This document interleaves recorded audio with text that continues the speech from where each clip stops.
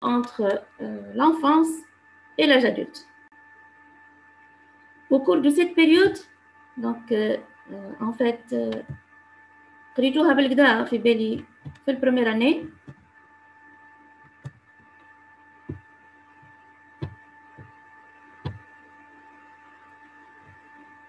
Donc on a vu le processus d'adolescence, le mouvement d'adolescence sur le plan psychologique au cours de la première année médecine. Et maintenant, on va voir les différentes pathologies au cours de cette période. Pathologie psychiatrique, bien sûr.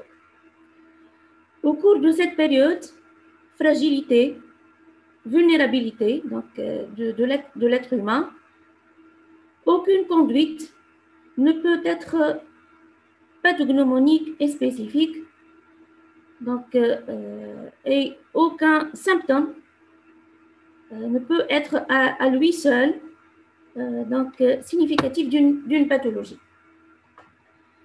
Ce qui caractérise cette période, c'est que les conduites pathologiques sont plus ou moins bruyantes.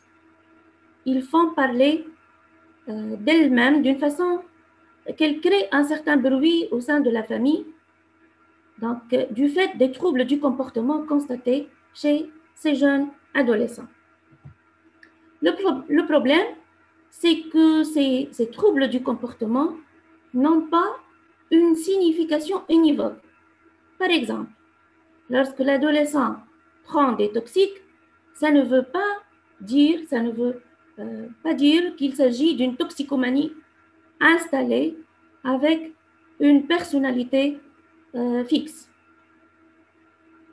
Lorsque, par exemple, l'adolescent fait une tentative de suicide, il ne s'agit pas aussi qu'il s'agit d'une dépression ou d'un trouble psychotique tout court. Il peut s'agir d'un mouvement et d'une crise normale du développement au cours de cette période de la vie, et on parle de troubles liés à une étape de la vie, à savoir la crise d'adolescence, qui est parfaitement normale et qui existe chez pas mal d'adolescents. Et de ce fait, il n'y a pas vraiment une évidence, dans le sens qu'il n'y a pas une ligne de partage entre les manifestations passagères témoignant d'une crise d'adolescence, des adolescents agités, des adolescents violents, des adolescents ayant des conflits avec la famille, sans pour autant être pathologiques, et ça s'intègre dans le cadre d'une crise d'adolescence banale, et donc les troubles sévères de la personnalité. Il n'y a pas vraiment de ligne de continuité, de partage entre les manifestations passagères d'une crise d'adolescence et les troubles sévères de la personnalité. Ce qui spécifie la psychopathologie de l'adolescence, deux choses. C'est le recours à l'agir. Ce sont des adolescents violents, des adolescents qui passent à l'acte facilement, qui ne peuvent pas se contrôler, ils ne peuvent pas maîtriser leurs pulsions. Mais aussi, il y a tout un corps qui change à l'adolescence, donc les problèmes vont se fixer, si on peut le dire, ou sur le fonctionnement du corps, et voilà les troubles psychosomatiques, les troubles, l'anorexie mentale, les conduites addictives, etc., ou encore des conduites qui vont entraîner des problèmes au niveau de l'intégration sociale.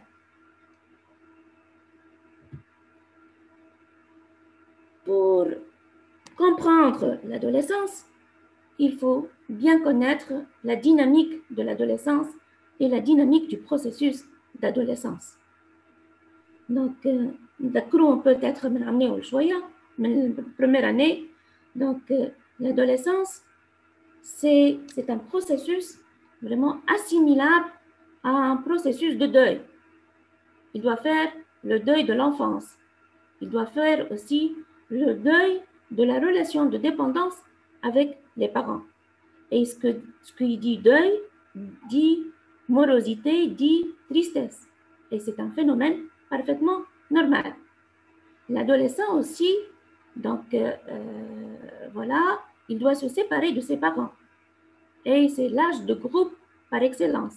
Et ce qui dit groupe dit tous les risques liés à la mauvaise fréquentation, à savoir les prises de toxiques et les conduites addictives tout court. Ce qui dit adolescence aussi dit un corps qui change et une problématique du corps. Et tous les changements corporels qu'on peut noter au cours de l'anorexie mentale à l'adolescence. Ce qui dit adolescence aussi dit émergence d'une sexualité. Et lorsqu'il y a une sexualité à cet âge, avec un décalage par rapport entre une maturité organique, somatique, adulte et une maturité psychologique qui est en voie de développement, donc voilà, ça ne peut que créer de l'angoisse. Et face à cette sexualité, face plutôt à ces pulsions sexuelles, l'adolescent va se défendre par 3 mécanismes de défense qu'on connaît tous, à savoir l'intellectualisation. Donc, il va beaucoup discuter, il n'accepte pas des choses sans discussion. Aussi, l'intransigeance, il va fonctionner sous un mode sans compromis, c'est-à-dire selon la loi de tout ou rien. Et enfin, il y a tout l'ascétisme et l'interdiction de ces pulsions, si on peut le dire, sexuelles et cette angoisse liée à cette sexualité. Madame? Oui? أنا سامحني تيجي متعودين لي 3 بوين اللي كنت عليهم توا بعد l'intellectualisation خاطر ما سمعتهمش كلش. Très bien, d'accord. Donc, au cours de cette période, il y a des pulsions sexuelles. Il y a une excitation sexuelle. Cette excitation sexuelle, elle ne va pas être à l'état libre, comme ça. Elle va être canalisée, si on peut le dire, par des mécanismes de défense. Les mécanismes de défense habituels, qui m'a sublimation, qui m'a refoulement, etc. Mais à l'adolescence, en plus de ça, il y a 3 mécanismes de défense habituels et spécifiques à cette période, à savoir l'ascétisme. L'ascétisme هو تصوف, si on peut le dire, العربي. إنسان متزمت, متصوف, زاهد الدنيا. Donc, il va refuser cette sexualité au profit de beaucoup d'activités, à savoir des sports, mais ce n'est pas un sport normal dans un but de sublimation, c'est un sport forcé. C'est excessif pour éviter cette sexualité. D'accord? C'est le premier mécanisme, l'ascétisme. Le deuxième mécanisme, c'est l'intellectualisation. C'est les discussions philosophiques. Il ne va pas accepter même des banalités, il va les discuter et il va trouver une certaine logique dans ça. Donc, des discussions philosophiques des adolescents pour se défendre contre cette émergence sexuelle. Et enfin, donc, l'intransigeance, c'est la loi du tout ou rien. Un sujet normal, un sujet adulte, il va trouver un compromis pour résoudre des problèmes. L'adolescent, il ne trouve pas les compromis. Il va fonctionner selon la loi du tout ou rien. Il ne trouve pas des solutions acceptables et faciles. D'accord, Siri? Oui, d'accord, madame, merci. Donc, voilà. sans connaître tout ça, on ne peut pas comprendre vraiment l'adolescence. Le médecin de famille, le médecin praticien, doit connaître cette dynamique de l'adolescence, mais aussi doit connaître les critères pronostiques jusqu'à quand on parle du normal et à partir de quand on parle d'un processus pathologique. Et on va les détailler au fur et à mesure de ce cours. Donc, parfois, et lorsqu'on est face à une crise d'adolescence normale, dans le cadre d'une dynamique normale de l'adolescence, le praticien peut avoir ce temps de patience. Il peut patienter un petit peu. Le temps que les choses rentrent dans l'ordre après un certain temps d'évolution. Mais à l'inverse, il doit s'alarmer face à des conduites dangereuses qui peuvent donc signaler ou témoigner de conduites pathologiques qui peuvent mettre en jeu le pronostic, parfois même vital, de l'adolescent. Commençons par les problèmes liés au développement, liés à cette étape de la vie, à savoir la crise d'identité, la crise d'adolescence, la crise d'originalité juvénile. Tout ça, ce sont des appellations pour dire qu'il y a des vicissitudes dans le développement de ce processus d'adolescence. Et ce qui dit crise d'adolescence dit quelqu'un qui veut faire de soi quelqu'un d'exceptionnel, quelqu'un d'original, quelqu'un d'unique. C'est pour cette raison elle est appelée aussi crise d'originalité juvénile, pour signaler ce caractère exceptionnel de ce processus. Sur le plan clinique, il faut constater chez les adolescents des fluctuations de l'humeur au cours de la même journée. Il peut être de bonne humeur le matin et de très mauvaise humeur l'après-midi ou le soir. Et ces fluctuations sont vraiment très banales à l'adolescence, très fréquentes. L'adolescent ne cesse de dire à ses parents qu'il est ennuyé, qu'il manque d'intérêt pour toute l'activité. Madame, عندي question. L'adolescence معناتها العمر متاعها من شنو لشنو؟ حسب رأيك أنت؟ 18 ans, 19 ans. L'adolescence, ça commence dès la puberté. Donc, à partir de l'âge 12-13 ans. Et elle se termine entre l'âge 18-20 ans, selon le degré de maturité psychologique. Généralement, l'adolescence, elle se déroule à partir de 12-13 ans et jusqu'à l'âge de 18-19 ans. 20 ans, mais il y a des individus qui persistent même à l'âge adulte, immatures, qui n'ont pas le sens de la responsabilité et surtout qui ne sont pas autonomes.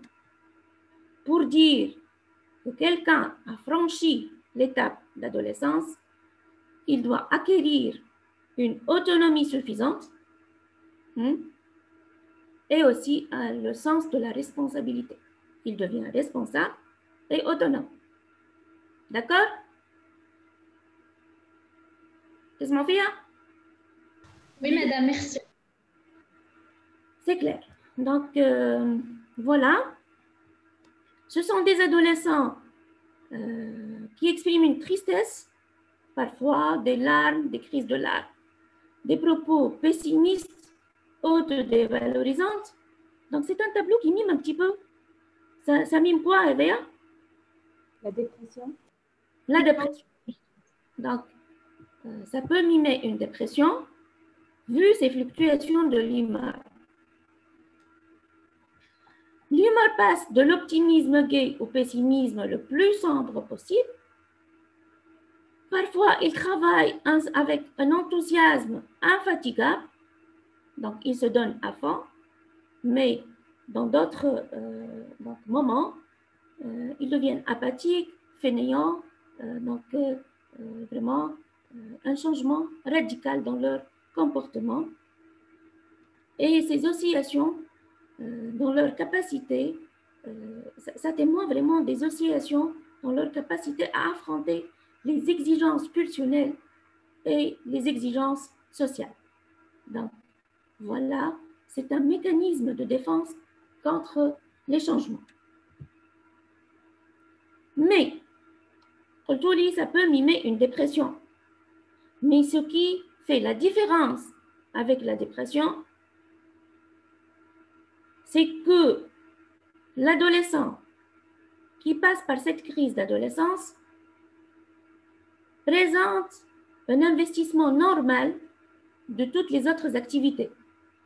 Les activités scolaires, les activités culturelles, sportives et aussi les relations affectives. Donc, il investit normalement tout ce qui est activité scolaire, sportive, culturelle. Alors que dans la dépression, l'adolescent, comment il est? Indifférent, inhibé. Il est inhibé, très bien. Il désinvestit, il n'a pas de plaisir dans tout ça. Il n'investit pas ses activités. Voilà, c'est la différence.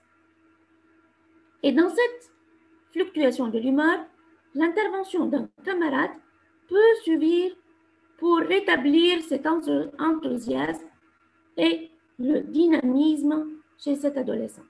Car c'est l'âge de groupe, donc il va se séparer des parents et il va donc trouver un certain refuge dans le groupe d'amis ou les groupes d'adolescents. Et voilà, juste une intervention d'un ami peut rétablir et peut donc entraîner la disparition de cette humeur triste chez cet adolescent. Au cours de cette crise d'adolescence, en plus des fluctuations de l'humeur, on trouve des règles, donc tout ce qu'on a dit tout à l'heure, ça transparaît dans le comportement, c'est-à-dire tous les mécanismes de défense se voient dans les comportements de l'adolescent, à savoir,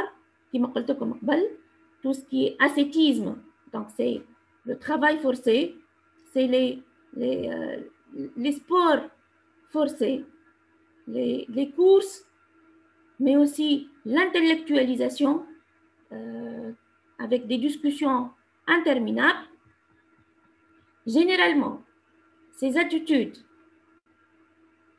lorsqu'elles s'intègrent dans ce processus d'adolescence, vont s'estomper, vont s'assouplir, voire même disparaître vers la fin de l'adolescence. Si ces mécanismes de défense, ces règles persistent, ça témoigne de quelque chose de pathologique et on va les voir tout à l'heure dans tout ce qui est troubles psychopathologiques de l'adolescent. Ces comportements aussi sont vraiment marqués par un attachement passionné à un adulte ou à un groupe d'amis. Un adulte, mais ce n'est pas les parents. À cet âge, l'adolescent va essayer de se déconnecter et de se séparer de ses parents. Pourquoi? Car il ne tolère pas ce rapprochement, donc cette dépendance vécue au cours de l'enfance. À l'adolescence et avec cette émergence de la sexualité, il va donc se réunir avec des adolescents de son âge.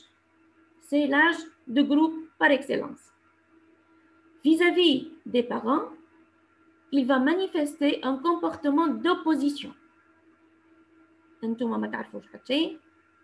انتم donc vous êtes non compréhensifs, vous êtes donc des parents non tolérants, etc. Donc voilà, c'est une opposition et il n'obéit pas à ses parents. À l'inverse, il ne fait que ce qu'interdit les parents. Donc voilà des problèmes conflictuels avec les parents. Et à l'inverse, il établit des relations avec le groupe de son âge. Et voilà, il refuse la compétitivité ou la compétition. Et dans certains cas, il y a un certain des adolescents qui maintiennent une attitude infantile pour ne pas être confrontés à cet attachement particulier aux parents qui est marqué par des conflits très, très importants. Voilà aussi des conduites intempestives à type de colère, de la violence verbale, des sorties prolongées. Donc, c'est ce qui marque les comportements de ces adolescents au cours de cette période de la vie et qui témoigne d'une extériorisation au lieu d'intérioriser ses affects et ses conflits, il va les extérioriser vers l'environnement et il devient très violent sur le plan verbal et même sur le plan physique. Il manifeste des crises de colère très violentes et parfois il fait des sorties prolongées.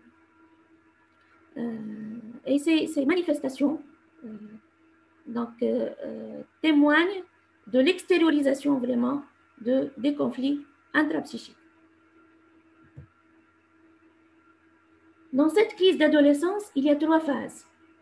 Une phase d'opposition. Donc voilà les propos de ces jeunes. Je ne veux pas.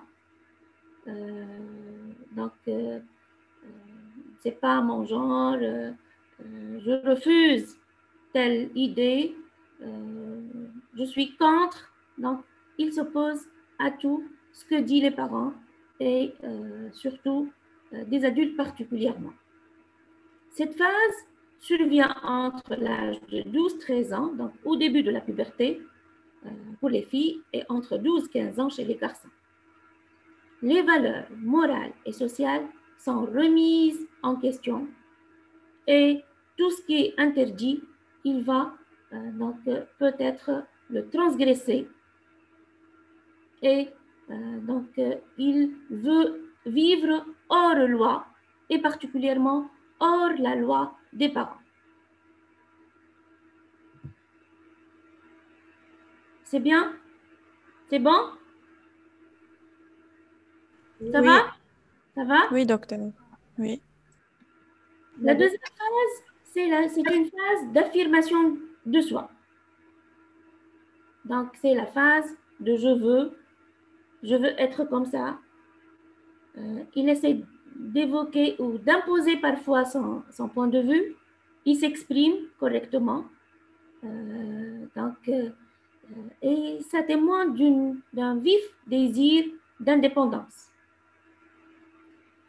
C'est la période de l'adolescence où on discute beaucoup. C'est là où il y a beaucoup de discussions. C'est l'intellectualisation dans le sens mécanisme de défense, etc. Voilà, c'est la deuxième phase d'affirmation de soi. Puis, c'est la phase d'insertion. Vers la fin de l'adolescence, entre 16-18 ans, 18-20 ans chez les garçons. Donc, c'est au cours de cette phase, l'adolescent va réaliser une certaine autonomie, surtout affective. Il va se séparer de ses parents, il va être responsable sur pas mal de choses, responsable sur ses études, responsable dans ses relations amicales, etc. Et voilà, il est bien inséré au sein de la famille, mais aussi au sein de la société. C'est la phase d'insertion qui fait suite à une phase d'agitation, qui est la phase d'opposition, la première phase, puis une phase plus calme, c'est la phase d'affirmation de soi, et en fin de compte, c'est la phase d'insertion où il y a une certaine indépendance et une certaine autonomie, surtout affective. L'autonomie financière, elle est acquise à ce moment-là ou pas? Oui. Financière, c'est pas encore le cas. Non. Non, parce que la plupart des jeunes 18-20 ans ne sont pas autonomes sur le plan professionnel. Sur le plan financier, ils dépendent généralement de leurs parents, mais sur le plan affectif, ils ont acquis une certaine indépendance. Cette phase d'insertion, elle est facilitée avec l'accès au travail, la relation de couple, mais elle est freinée par la précarité et par le chômage lorsqu'il s'installe. Voilà les trois phases de cette crise d'adolescence. Face à cette crise, il faut bien différencier. S'agit-il d'un processus normal du développement? Donc, on est en pleine crise d'adolescence, ou il s'agit de quelque chose de beaucoup plus grave, de l'ordre du pathologique, qu'on devrait le dépister. Il y a des éléments d'orientation pronostique qu'il faut bien les connaître. C'est surtout et en faveur d'une crise d'adolescence ce caractère fluctuant. Il a des hauts et des bas. Il change d'humeur, il change de comportement. Et ça dépend de l'interlocuteur. S'il est avec les amis, il est calme. S'il est avec les parents, il devient opposant. Il discute beaucoup. Il est insatisfait, mécontent, etc. Donc, lorsque c'est fluctuant, lorsque ça dépend de l'interlocuteur, c'est en faveur d'une crise d'adolescence. C'est aussi lorsque c'est pas répétitif. Un jeune qui a pris la route ou qui a quitté le domicile une seule fois. Donc, pour une sortie, une seule fois. Qui a essayé les toxiques une seule fois. C'est pas foncière et ça témoigne plutôt d'une crise d'adolescence qu'un processus pathologique durable. C'est aussi l'accessibilité à une certaine autocritique. Après une crise d'agitation, une opposition, il peut prendre du recul, de la distance par rapport à ce conflit, et il peut s'autocritiquer et même demander pardon, par exemple, aux parents, à un enseignant, etc. Donc, il a cette capacité d'autocritique et autoréflexive, si on peut le dire. Un autre point aussi d'orientation pronostique vers un trouble, un processus d'adolescence, c'est l'absence aussi de troubles psychiatriques lors de l'enfance. Si on est face à un adolescent qui a vécu une enfance parfaitement calme, sans troubles psychiatriques, sans problème relationnel avec les parents, et voilà, on est plutôt face à un processus d'adolescence plutôt que quelque chose beaucoup plus grave et durable. Il faut analyser l'ensemble de la personnalité de cet adolescent. Si on est face à un adolescent qui est ouvert sur le plan relationnel, il a un réseau social assez important. Il a des intérêts à beaucoup d'activités. Il porte intérêt à beaucoup d'activités. C'est aussi un élément de bon pronostic. C'est un adolescent qui est ouvert, donc il a beaucoup d'amis, il fait beaucoup d'activités sportives, artistiques, des jeux, etc. Donc, c'est un adolescent plus ou moins épanoui et qui témoigne de quelque chose de transitoire et passager. Sa capacité aussi de supporter quelquefois une certaine culpabilité, donc minime. Cette capacité le rend beaucoup plus, rend le tableau beaucoup plus en faveur d'une crise d'adolescence. Alors, lorsqu'il s'agit d'une culpabilité assez importante, à ce moment-là, ça témoigne de quoi? Dépression. Une dépression, ou des pathologies limites, par exemple, des troubles de la personnalité, etc. Donc, c'est plutôt, le plus, c'est en faveur d'une dépression. Mais aussi, lorsqu'on constate chez cet adolescent qu'il progresse dans le sens de l'autonomisation, c'est aussi en faveur d'une crise d'adolescence. Mais s'il s'agit d'un adolescent qui régresse, qui reste attaché à ses parents, qui reste toujours dépendant de son environnement, de son entourage, c'est aussi problématique et peut signifier parfois l'évolution vers quelque chose de durable. Sur le plan familial aussi, beaucoup d'éléments pronostiques qu'il faut rechercher. Donc, des familles où il n'y a pas beaucoup de conflits, des familles où il n'y a pas de confusion entre les fonctions parentales et les fonctions conjugales. Donc, il n'y a pas de conflit entre les conjoints. Et les parents apportent un soutien quant à cet adolescent. Et surtout, on est face à des parents qui sont fiables, compréhensifs donc, de cette période de fragilité.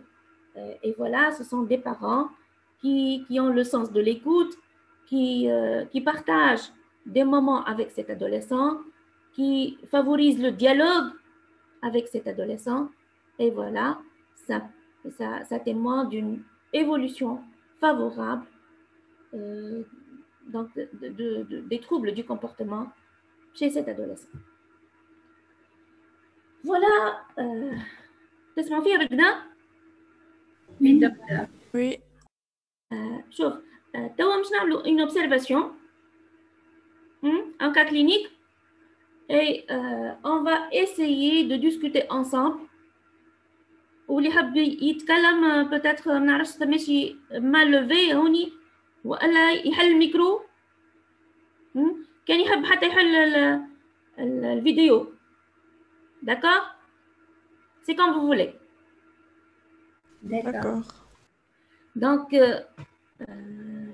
un adolescent âgé de 14 ans qui est scolarisé en 8e année enseignement de base, qui consulte accompagné par ses parents pour difficultés relationnelles et donc difficultés relationnelles avec ses parents, mais aussi pour céphalée. Les parents nous apprennent que leur fils avait une enfance sans problème psychologique et que ces difficultés avaient commencé lors de son passage de l'école au collège. Une semaine auparavant, donc Balmeji consultation de pédopsychiatrie, il a consulté son médecin de famille qui a éliminé une cause organique. Il est pubère depuis une année. Dans cette diapositive, dans ces consignes données, est-ce que vous pouvez relever les mots-clés dans cette plaque? Difficulté relationnelle avec les parents. كيفاش؟ Difficulté relationnelle avec les parents. difficultés relationnelles avec les parents, oui. L'âge, 14 ans. L'âge, 14 ans, très bien. L'âge du début des difficultés. L'âge du début. Donc, Il y a un signe de situation de céphalée. Des céphalées. État antérieur normal. Très bien. État antérieur normal. Et quand est-ce que les troubles ont commencé?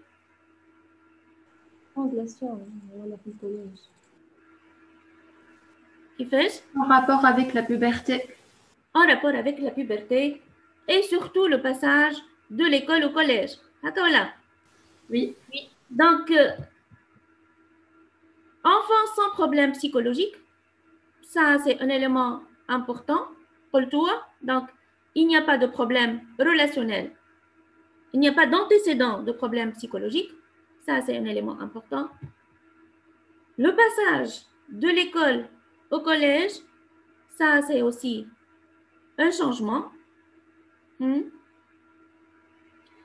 Fait le passage, qu'est-ce qu'il y a comme important في l'élément هذايا؟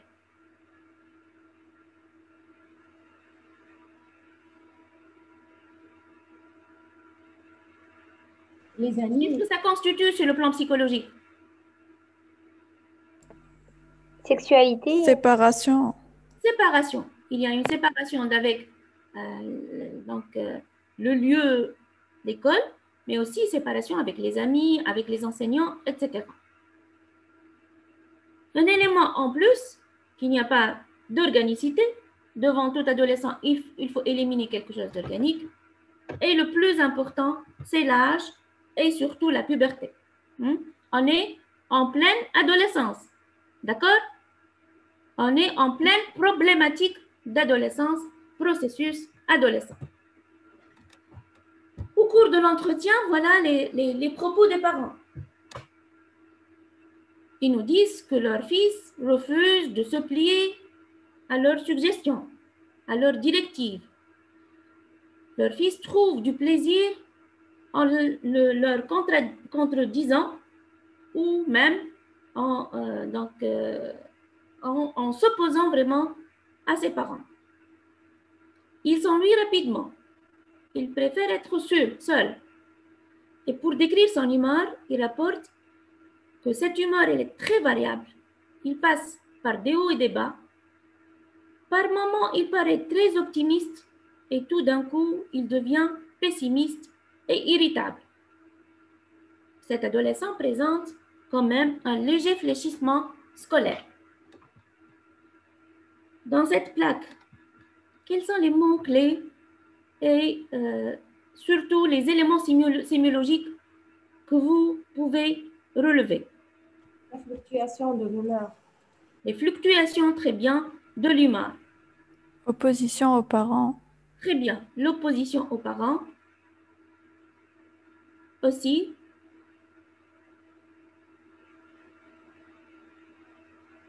Le fléchissement scolaire. Les fléchissements scolaires. Un léger fléchissement scolaire. Donc, ça commence à retentir sur la scolarité, mais c'est très léger. Voilà, donc, il refuse. C'est l'opposition. C'est aussi l'ennui, la solitude, le changement d'humeur, il passe par des hauts et des bas. Et enfin, l'irritabilité et le léger fléchissement scolaire. Donc, il y a beaucoup d'éléments sémiologiques qui peuvent orienter vers quoi? Quels sont les diagnostics qu'on peut évoquer? Crise d'adolescence. Crise d'adolescence. Est-ce qu'il y a d'autres diagnostics? Dépression. La dépression. Oui, très bien. Donc, on peut évoquer les deux diagnostics. Crise d'adolescence, la dépression. Vous êtes d'accord ou pas? Madame, on a évoqué la dépression. On a évoqué la dépression pour cela. Et on a évoqué la crise d'adolescence. C'est ce qu'on va discuter tout à l'heure. Et pourquoi on a évoqué la dépression et pourquoi on a retenu en fait une crise d'adolescence vers la fin.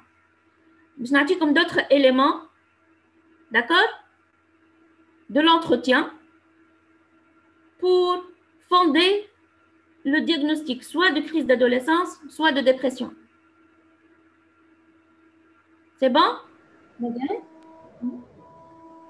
ما نجموش من تو نقولوا راهي كريز دادوليسونس على خاطر il y a des hauts et des bas alors que في الديبرسيون ما يجيوش دي بيريود اللي يكون فيها العبد اوبتيميست قلنا غلطة. Sauf les hauts et des bas chez l'adolescent, donc c'est plutôt en faveur d'une crise d'adolescence. À Madima, il faut se méfier et il faut mettre à l'esprit qu'il faut toujours évoquer une dépression. Il ne faut pas passer à côté d'une dépression. Passer à côté d'une crise d'adolescence, quelque chose de banal. Mais aller rapidement et porter le diagnostic d'une crise d'adolescence et passer à côté d'un problème durable, à savoir la dépression, ça met en jeu et met en danger le pronostic psychologique chez cet adolescent. D'accord? Il ne faut pas se précipiter pour aller porter le diagnostic de crise d'adolescence avant de s'assurer de pas mal d'autres éléments. C'est sûr que l'observation, il y a beaucoup d'éléments en faveur. Mais il faut quand même se baser sur des arguments beaucoup plus solides qu'on va les voir tout à l'heure. D'accord? D'accord, merci. Il a commencé quand même à faire un fléchissement scolaire. Voilà. Oui. Mais Oui. il garde quand même de bons résultats. Par exemple, il 18 de moyenne ou il 16. Il est toujours dans parmi les élèves excellents, si on peut le dire. Quelqu'un Oui. qui est déprimé. Quelqu'un qui est déprimé, il va fléchir sur le plan scolaire et les résultats scolaires vont devenir même médiocres, vu cette inhibition intellectuelle. Aussi, il est épanoui dans ses relations avec ses amis et ses professeurs au lycée. Il a un réseau amical très important. Il n'a pas de conflit avec les professeurs. Au contraire, il est épanoui avec les professeurs au lycée. Par ailleurs, il trouve un plaisir en regardant la télévision, en jouant des jeux vidéo et en pratiquant du sport. Voilà le plaisir qui manque chez le déprimé. Le déprimé, même s'il pratiquait auparavant du sport, il va arrêter toute activité. Il ne va pas donc trouver du plaisir en regardant de la télévision. C'est l'anédonie, c'est le manque d'intérêt et de plaisir chez le déprimé.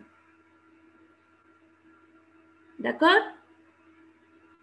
Oui. Donc, voilà les éléments clés. Bon résultat scolaire. Il est épanoui dans ses relations. Et enfin, il garde quand même du plaisir.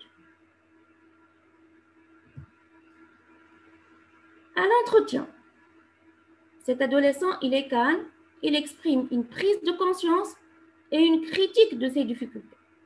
Il est conscient qu'il a des difficultés et même il a de l'autocritique. Il veut se corriger. D'accord? Il disait que c'est plus fort que lui et qu'il ne veut pas être dépendant de ses parents. Voilà, c'est un processus d'autonomisation. Il veut être autonome. Et quelque chose de beaucoup plus objectif, son humeur durant tout au long de l'entretien, elle est normale et il est normotimique. De plus, il ne verbalise ni culpabilité, ni idée suicidaire. D'accord? Voilà les éléments clés aussi. Conscience et critique de ses difficultés. il ne veut pas être dépendant de ses parents, l'humeur, elle est normale, et pas de culpabilité, pas d'idée suicidaire. À ce moment-là, quel est le diagnostic retenu? Crise d'adolescence. D'adolescence face à tous ces éléments, et particulièrement, donc si on peut récapituler, c'est l'absence de troubles psychiatriques lors de l'enfance, pas de personnalité fragilisée déjà au cours de l'enfance, une pathologie qui est quand même fluctuante, les fluctuations de l'humeur, elle n'est pas répétitive, donc les troubles du comportement, accessible à une autocritique, donc il a manifesté une prise de conscience et une autocritique lors de l'entretien. Il est ouvert sur le plan relationnel, il a beaucoup d'amis, il a des relations non conflictuelles avec les enseignants. Il s'intéresse à tout ce qui est activité sportive, à tout ce qui est activité culturelle. L'absence de culpabilité ou la tolérance d'une petite culpabilité et surtout la progression vers l'autonomisation. D'accord? D'accord. C'est clair? Oui. Très bien. Donc, on a vu qu'il y a 3 phases au cours de la crise d'adolescence. D'après vous, par quelle phase il passe cet adolescent? Phase d'opposition. C'est la phase d'opposition, c'est la première phase d'opposition. Très bien. Donc, on va continuer. Donc, on a vu le processus, si on peut le dire, développemental. Ça s'intègre dans le développement normal. C'est la crise d'adolescence ou crise d'originalité juvénile, qui est si on peut dire, de bon pronostic. Il y a beaucoup d'éléments du développement vers l'autonomisation qu'il faut bien la différencier avec les troubles durables de l'adolescence. Quels sont ces troubles? Je vais insister surtout sur les troubles spécifiques de cette période. Donc, les spécificités, c'est les pathologies de l'agir, c'est la violence verbale, la violence, les crises de colère violentes, c'est les fugues, c'est pas des sorties prolongées comme dans la crise, c'est des fugues sans but. Donc, les errances, les vols, les troubles du comportement, les agressions, qui peuvent même témoigner d'une délinquance ou d'une psychopathie. C'est aussi les gestes auto-offensifs. Je vois beaucoup de jeunes qui font des scarifications, des tatouages, du piercing, etc. Ce sont donc des formes de conduite auto-agressive. Et c'est surtout une recherche de sensation d'enveloppe de l'unité corporelle, vu l'angoisse très importante chez ces jeunes. Il y a des conduites à risque. Les sports, les pratiques de sport extrêmes, c'est donc comme les roulettes russes, les conduites automobiles avec une vitesse très, très accélérée, etc. Ce sont des conduites à risque. Mais le plus important, et ce qui caractérise cette période, c'est la fréquence des conduites suicidaires. Ce n'est pas spécifique, mais c'est très fréquent et c'est la deuxième cause de mortalité après les accidents de la voie publique chez les 15-20 ans. Ces conduites suicidaires sont fréquentes vu le vécu dépressif fréquent. L'idée de mort, elle vient souvent à l'esprit. Vu les passages à l'acte, cette impulsivité, cette violence physique très importante, et aussi l'intellectualisation et l'accès à l'intelligence formelle. Ce qui caractérise ces conduites suicidaires sur le plan clinique, c'est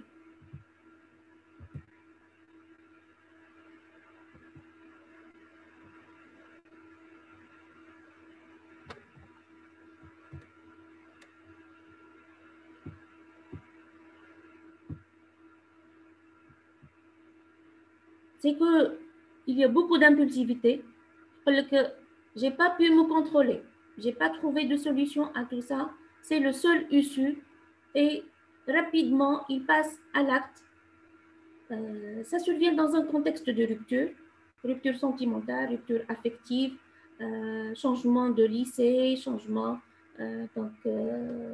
d'amis, etc. Le processus suicidaire chez l'adolescent, il est caractérisé par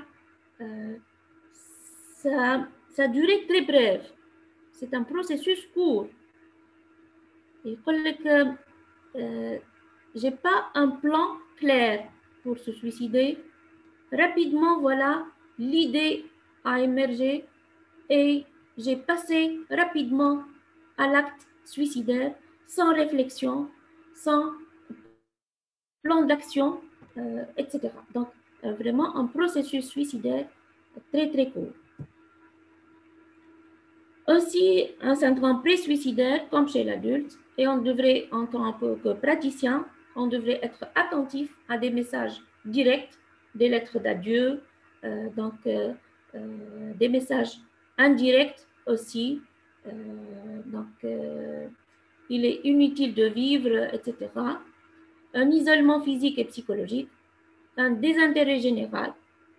Il pratiquait du sport et tout d'un coup, il arrête toute activité, mais aussi dans certaines situations, certains adolescents peuvent résoudre leurs problèmes, leurs conflits à travers la consommation d'alcool ou de drogue et on devrait être attentif à tout ce syndrome et tous ces signes de syndrome pré-suicidaire. Tout en sachant qu'après l'acte suicidaire, il y a une accalmie psychologique, il y a un effet cathartique de l'acte, c'est-à-dire il y a un soulagement de l'angoisse, soulagement des conflits, et il faut être très prudent dans cette évaluation initiale qu'il faut la répéter ultérieurement vu le risque de récidive suicidaire. La dépression aussi, elle est fréquente à cet âge. Donc, vu la fréquence des idées de mort, la manipulation fréquente aussi de ces idées et les fluctuations très fréquentes de l'humeur peuvent se fixer. S'il y a un événement de rupture, surtout, un deuil, donc suite à un décès d'un proche, par exemple, suite à la séparation avec un ami, suite à une rupture sentimentale, la dépression peut s'installer donc, chez l'adolescent. Ce qui la caractérise, c'est la fréquence des troubles du comportement, la fréquence des troubles relationnels, les difficultés scolaires, vu cette inhibition intellectuelle, l'importance de l'extériorisation et des passages à l'acte, et parfois des prises toxiques peuvent annoncer un contexte dépressif. Il y a des facteurs de vulnérabilité comme des antécédents personnels d'idées suicidaires, de tentatives de suicide, antécédents personnels de troubles de l'humeur dans l'enfance, une situation de deuil, de perte ou de séparation, des antécédents de troubles dépressifs chez les parents et aussi le sexe féminin qui pourrait être beaucoup plus exposé à cet âge de la vie. Voilà, donc on a vu comme pathologie spécifique de l'adolescence les pathologies de l'agir. La dépression a certaines spécificités à cet âge, avec fréquence des conduites suicidaires qu'il faut bien détecter. Il faut être vigilant quant aux messages indirects et messages directs dans le syndrome pré-suicidaire de ces jeunes adolescents. Comme autre pathologie spécifique aussi, et on va commencer par, donc on va l'introduire à travers une deuxième observation. C'est une jeune, Aïda, qui est âgée de 17 ans, qui a été transférée du service de pédiatrie pour amaigrissement qui dépasse les 25 kilos et une anorexie sévère. Elle refuse de manger. Cette fille, elle est scolarisée en première année secondaire. Elle est toujours brillante dans ses études et elle est la première de sa classe. Elle est décrite par les parents comme étant très active, investissant énormément les activités sportives. Et les parents nous apprennent que chez cette adolescente, ils ont constaté une aménorrhée qui évolue depuis 3 mois. Dans cette plaque, dans cette diapositive, je nous mets les éléments clés et les motifs ou les éléments sémiologiques qu'on peut relever. Le retentissement de l'état de l'adolescente sur la santé. Voilà. On a l'amaigrissement, on a l'anorexie sévère. Physique ou physique? Vraiment, je n'ai pas entendu. C'est un retentissement sur la santé physique ou psychique? Physique et psychique. Physique et psychique, très bien. Donc, à travers quel élément? L'amaigrissement, l'anorexie, améliorée pour physique. En plus, il y a une perte, investissement énorme des activités sportives. Oui. C'est psychique. C'est psychique, très bien. Et aussi? Bon, il n'y a pas d'infléchissement de la scolarité. À l'inverse, il y a un hyper-investissement de la scolarité et elle est toujours brillante et la première de sa classe. Oui. D'accord? À quoi, donc, il y a vraiment une atteinte physique et psychique et surtout une atteinte psychique qui s'exprime dans le corps. Elle refuse de manger pour être maigre. Ça rappelle quoi? Anorexie mentale. C'est l'anorexie mentale. Et c'est une pathologie spécifique vraiment de l'adolescence. Elle survient particulièrement chez l'adolescente fille. Et le tableau clinique, il est fait d'amaigrissement qui dépasse parfois les 50%, une anorexie sévère, un hyperinvestissement intellectuel, une hyperactivité, aussi bien physique mais aussi intellectuelle, comme on a dit, et un retentissement important sur le plan hormonal du fait de cette anorexie-amaigrissement. Comme conséquence, c'est l'aménorrhée. D'accord? Voilà, comme conduite pathologique spécifique de cette période, c'est les conduites centrées sur le fonctionnement corporel. Et le cas illustratif, c'est le tableau de l'anorexie mentale. L'anorexie mentale survient particulièrement chez les filles. Le tableau clinique fait des 3A. Anorexie, c'est un refus conscient de se nourrir. Et voilà toute une particularité. Cette fille qui a un attrait particulier pour la cuisine, la collection de recettes, le triage d'aliments, mais soit qu'elle refuse de manger, soit lorsqu'elle mange, elle va vomir, elle crée et elle provoque des vomissements, soit aussi qu'elle va prendre des laxatifs pour donc, se vider des aliments pris. Comme conséquence, c'est l'amaigrissement pour effacer toutes les formes féminines.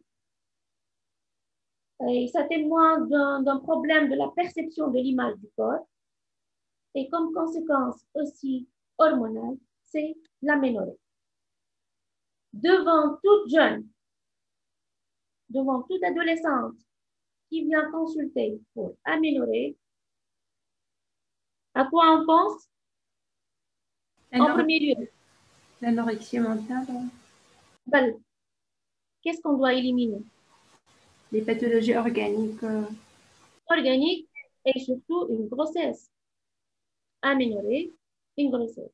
Si on a éliminé une grossesse, il faut penser à l'anorexie mentale, surtout qu'il y a de l'anorexie, refus conscient de se nourrir, et il y a un retentissement, à savoir l'amaigrissement. D'accord? Oui. Donc, sur le plan, voilà, un fonctionnement mental particulier, c'est la peur de grossir, l'hyperactivité aussi bien intellectuelle que motrice, une dépendance aux parents, mais surtout une inversion des rôles, opposition et surtout une angoisse de manger. Et ça peut évoluer vers la cachexie et dans un pourcentage non négligeable, ça peut évoluer vers la mort. Les conduites addictives aussi, comme les conduites qui vont compromettre le corps, vu les attaques au corps par ces conduites addictives, vu le danger des drogues sur le plan corporel, mais aussi le danger des doses, des overdoses dans un contexte toxicomaniaque. Donc, fréquence importante de ces conduites. Et ce qui caractérise ces conduites au cours de l'adolescence, c'est qu'il y a 3 modalités de consommation. Soit une consommation conviviale lors des fêtes, soit une consommation autothérapeutique chez les déprimés.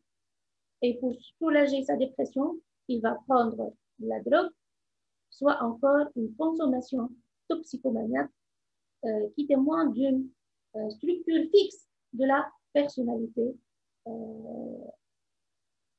et une prise régulière, une dépendance accrue aux produits toxiques. Voilà donc les différences. Madame? Oui? ربي سامحني, est-ce que vous pouvez répéter? ما نسمعش فيك بالباهي خاطر le son est un peu faible. سمعتش فيا بالكدا؟ توا سي بون, أنا ساعة شوية le son est un peu faible. Donc voilà 3 modalités de consommation. Consommation festive ou conviviale lors des fêtes, lors des regroupements d'amis. L'effet recherché à ce moment-là, c'est euphorisant, c'est désinhibant.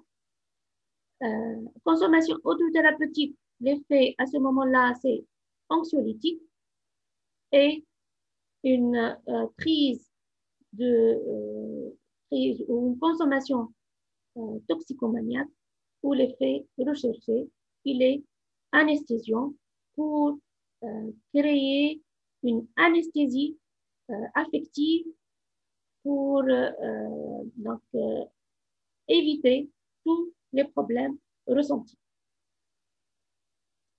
Donc, c'est surtout le caractère en groupe pour tout ce qui est convivial, alors que pour tout ce qui est autothérapeutique, c'est quelqu'un qui est déprimé, il va prendre la drogue donc, en solitaire, parfois en groupe, mais c'est la plupart du temps, c'est en solitaire, c'est toxicomaniaque, les deux à la fois. Il y a beaucoup de facteurs de risque, aussi bien familiaux qu'individuels, lorsqu'il y a une consommation toxicomaniaque, alors que ces facteurs de risque sont absents lorsqu'il y a une consommation conviviale. Et voilà le dernier cas clinique. Vous avez un choix de temps qui est 2 minutes. D'accord? Oui, d'accord. Donc voilà un adolescent âgé de 13 ans qui refuse de fréquenter le collège et ça fait 3 mois. Sa première scolarisation, elle était problématique par crainte de se séparer de sa mère. Donc, pendant les vacances dernières, sa famille a déménagé et il a été obligé de changer de collège. Les éléments clés, il refuse de fréquenter le collège. La scolarisation là, elle est problématique car il a de l'angoisse de séparation. Dès sa première année d'enseignement de base, il a présenté des difficultés de séparation. Et il y a le contexte de déménagement qui est là. Voilà, donc le jour de la rentrée scolaire, il s'est trouvé seul. Il s'est senti alors très mal à l'aise et différent des autres élèves. En classe, il s'est senti dépassé par le niveau supérieur de ses nouveaux collègues. Donc, des éléments aussi importants. Il s'est trouvé seul, il est mal à l'aise et aussi, il s'est senti dépassé par ses élèves, par ses collègues. Voilà aussi, il présente des difficultés d'endormissement. Il fait aussi des cauchemars. Le matin, en se préparant pour aller au collège, il sent une angoisse très importante, il panique même et il se plaint de maux de ventre et de céphalée. Il commence à s'absenter du collège et durant le week-end, il se montre apaisé et effectue les devoirs scolaires. À l'entretien, il est anxieux et promet d'aller au collège le lendemain. Nous mettons les éléments clés dans cette diapositive. L'insomnie. L'insomnie, oui. Le fait qu'il n'a pas un problème avec les études en particulier parce que lors des week-ends, il peut faire ses devoirs. Oui, très bien. C'est un élément très important. Quoi d'autre? Il est anxieux et il promet d'aller au collège le lendemain, il ne veut pas aller. Oui. Le fait qu'il développe les maux de ventre et des céphalées en allant le matin vers le collège. Collège. Il somatise. Oui. Très bien. Donc, angoisse importante. Beaucoup de plaintes somatiques. Absentéisme du collège. Il refuse d'aller au collège. Et surtout, durant le week-end, il se montre apaisé et quand même, il effectue ses devoirs scolaires.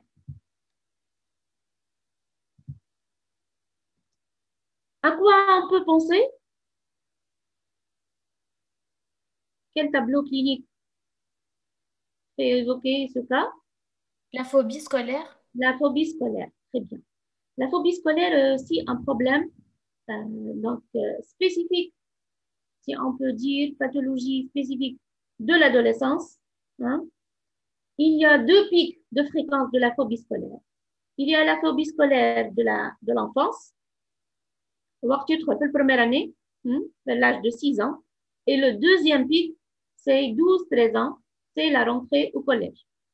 D'accord? Madame, oui? Est-ce qu'on peut parler de troubles de l'adaptation? Le contexte de déménagement et déménagement, oui. Supérieur à lui et différents locaux, différents collègues. Oui, oui. On peut parfaitement parler de troubles de l'adaptation vu le contexte de déménagement, mais il y a beaucoup d'autres éléments qui sont pour la phobie scolaire et qu'on va les voir et les détailler tout à l'heure. Et particulièrement, pendant le week-end, il est apaisé. Quelqu'un qui a des problèmes d'adaptation durant le week-end, il continue à être angoissé, il continue à être mal à l'aise, et tout ça. Aussi, pour la phobie scolaire, il y a un élément de haute importance aussi, c'est qu'il promet d'aller à l'école. Aussi, les somatisations n'apparaissent qu'en se préparant pour aller au collège. Ce sont des éléments de très haute importance et qui peuvent faire la différence entre les deux tableaux cliniques. D'accord? Madame, oui? L'anxiété de séparation se voit à l'adolescence? Oui, elle se voit à l'adolescence et même à l'âge adulte. C'est pas spécifique. Dans ce cas, madame, juste une anxiété de séparation. Elle peut être un tableau d'anxiété de séparation. Oui, on peut évoquer. Mais les autres éléments, et surtout la fixation sur les devoirs, le fait d'aller à l'école, le refus d'aller à l'école, c'est plutôt en faveur d'une phobie scolaire. D'accord? Voilà, rapidement. Il y a d'autres questions? Kamlo? Oui, docteur. Donc, ce sont des adolescents qui, pour des raisons irrationnelles, refusent d'aller à l'école et présentent des réactions d'anxiété très vives et de panique quand on essaie de les y forcer. Le début de cette phobie scolaire à l'adolescence, il est très progressif et il y a un retrait des activités de groupe. Et ces adolescents développent et continuent à être dépendants vis-à-vis des parents. Et cette dépendance s'accentue avec le temps. Ce sont des adolescents qui ont peur des examens. Ils se plaignent fréquemment des camarades et des enseignants. Donc, ce sont des adolescents qui restent chez eux, absentéisme scolaire, mais ce qui caractérise la phobie scolaire, c'est qu'ils investissent la scolarité. Même si au collège, mais ils les exercices internes, ils continuent à investir la scolarité et surtout les études privées, etc. Mais ils n'arrivent pas à aller à l'école et l'absentéisme de l'école, il est total. Il promet, je sais pas le mais il n'y arrive pas et il panique le lendemain aussi. Et c'est en faveur d'une phobie scolaire. Il y a des événements traumatiques qui m'ont les ruptures d'amitié, échéance d'une épreuve décisive, madame, j'ai dit concours de 6e, ou alors j'ai dit concours de 9e, etc. Maladies somatiques, etc. Voilà des facteurs liés à la scolarité, déménagement fréquemment retrouvés, des changements d'établissement aussi peut être un élément déclenchant, interruption scolaire du fait d'une maladie, par exemple, ou altercation avec un enseignant ou un camarade. Donc, ce sont des éléments déclenchants liés à la scolarité. Voilà. Est-ce que vous avez des questions? Merci. Donc, Madame, oui. c'est quoi l'inversion de rôle de l'anorexie mentale? Inversion de rôle. Donc, l'anorexie mentale, elle a un problème de dépendance affective vis-à-vis des parents. À l'origine, il y a une dépendance. Et pour vaincre cette dépendance, elle va inverser le rôle. Il y a le parent et les parents deviennent des jeunes qui sont sous l'emprise de cette jeune adolescente. Elle impose le régime. Elle impose ses désirs. هي تتحكم في كل شيء. C'est clair? Au lieu que les parents prennent les choses en main, pour l'anorexie mentale, c'est l'adolescente qui exerce cette autorité vis-à-vis des parents. C'est clair? Oui, merci. Merci. Madame? Oui? Merci pour le cours. Je voulais vous demander, s'il vous plaît, est-ce que vous pouvez nous donner les diapos? Parce que c'est plus allégé, plus clair, surtout avec les cas cliniques et tout par rapport au cours Word que vous... Sans problème. D'accord. Je vous donne mon mail dans le chat. Merci. نبعثهم لكم الليلة les diapos. خلي لك الميل بتاعي في الشات كان هكا. sans problème. دكتور؟ Oui. ركزوا على لي باثولوجي اللي حكينا عليهم معناتها نحكي معناتها جوغ كاين اللي ريناهم في السيونس هذه. صحيح. La crise d'adolescence, bien sûr, c'est spécifique, c'est l'affaire de ce processus, et aussi les pathologies spécifiques, à savoir je prends l'anorexie mentale, les conduites addictives à l'adolescence, c'est spécifique, les tentatives de suicide, donc les pathologies de l'agir tout court, et la phobie scolaire. D'accord, merci. D'accord. Très bien. Madame, هكا سي بون خليت لك الميل نتاعي. شكون انت؟ سامحني ما شفتش wasim.garmazi@gmail.com. Très bien. D'accord, Wassim, fahmi.